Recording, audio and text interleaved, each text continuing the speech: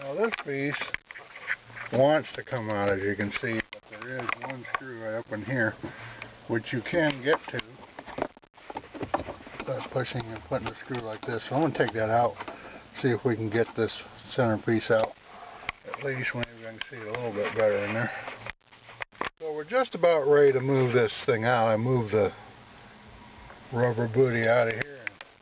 Almost got this out, but as you can see, there's a stupid screw right here and another one right here. Well, that's what was holding that baby in. Well, I've decided that I think I will take this, that's a 10mm bolt there, out and take out this side. It looks like I might have to pull the dash to get it all out, but that way I can get this floppy piece out of my way, get down in there better. I really don't want to break this molded piece because then I'm afraid it might squeak later on, so that's about the only way I can think of to avoid breaking it. So that's what's the next step. So we're onto the glove box. Looks like there's a screw there and one down here, one over here, one there. So we'll take those out. Hopefully it'll pop right out. Wouldn't you know it, I got this thing all ready to go out. It's hanging. Sure enough, if you look way up in there, there's a screw. Aha. So don't yank on this thing, glove box, too hard until you get that screw behind that vent out. Once you get that screw out, which is right up there, as you can see, this thing starts to pull out. There are two wires right there to the glove box, which I'm sure I'll have to undo. Let's see if there's anything else. It pulls down. Got wire coming over here in the middle, and then one over here. Just clipped on. I had to push that one out from this side in. I had to take that light out.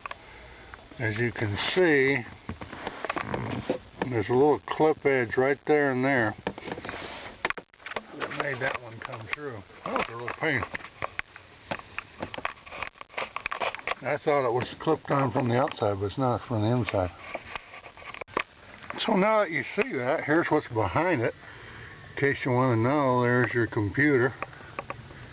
This looks like to be something maybe with a heater control module unit, perhaps. And as you break this over, you can see it's going to come right out. It was not, didn't have any extra screws once I got that far. That's it. Okay, so here's the summary. We have the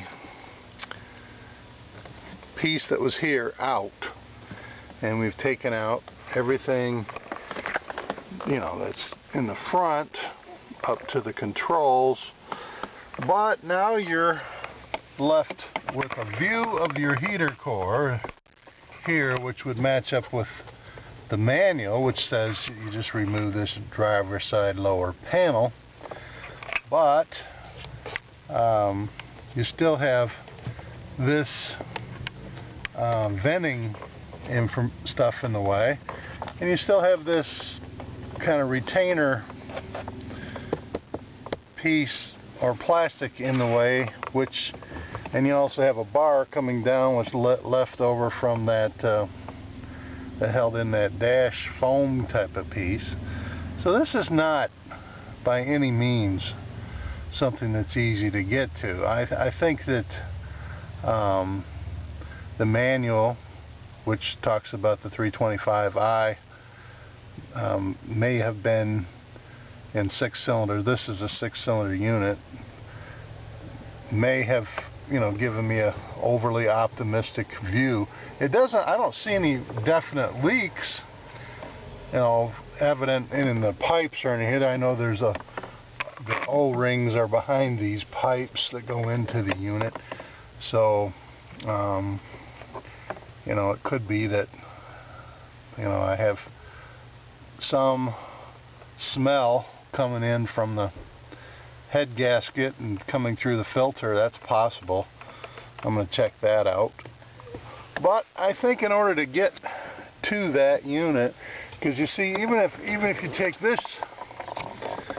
unit out, you've got a housing that's all part of this ducting system. This doesn't want to come out very easily, so this would still track way up underneath the dash. There's a screw here, there's a screw here, there's a couple on the other side, but you can't get to this one very well. It's a star type of arrangement. So now you're coming over here and you're thinking, well, maybe it's better to take the dash, the top dash, off. I don't know, but I think that in order to really get into it, you probably end up in this model with the controls that spin like this, possibly having to take out the full dash, and that's not going to be fun. The car is drivable like it is. I know it looks like a mess, but as you can see, if you do get this far and you just want to inspect yours, at least, you know, you haven't really disconnected anything. You haven't disconnected any hoses in here that would make it undrivable. But again, it's not looking like something that's just going to come out of there easily. Now, I'm going to have to check with the dealer and see whether or not they know something more about getting it out of here. If it involves taking out the upper dash, maybe if you took out the upper dash, perhaps by taking this out you could come at it from the top side down. I don't know. Yet to be seen. Well, after much more research on the E36 and removal of the heater core, what I found was that you basically have to take off the steering wheel, the airbag, the dash, the radio, this, so that you can pull this thing up the top. And you can see why. I mean, this is the case that it's surrounded in. There's really no way to get down in here. And there are a couple of bolts over here to remove to get the upper dash out. And in reading more threads about getting this unit out, you have to be careful of the airbag, so you should disconnect the battery post before you undo this. Otherwise there's something that communicates with the computer over here, which will eventually give you an error code and cost quite a bit of money to reset that, apparently, at the dealer.